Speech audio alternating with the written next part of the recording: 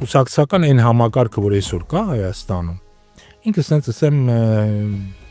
հետ բոլշևիկյան կամ բոլշևիկյան ինչ-որ համակարգ է։ Եվ որ կուսակցությունը առանձին որպես համակարգ գոյություն ունի, ներքին իբրե ժողովրդավարություն կա եւ այլն, որոնք ընտրում են ինչ-որ համագումարներ են, հիշում եք, մասնակցել միաձայն բոլորը մի տեխնացուին են կարող։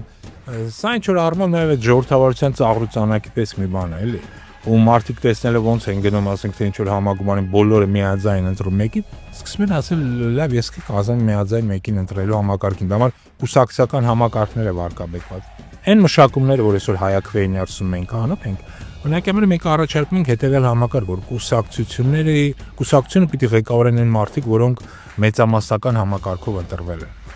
Այսինքն նախ մեծամասնական համակարգով առաջադրված տեխնացուները պետք է լինեն կուսակցության ներկայացուցիչներ, ու այն բանից հետո որ իրենք հաղթահարում են, ասենց ասենք արգելք, այսինքն ընտրվում են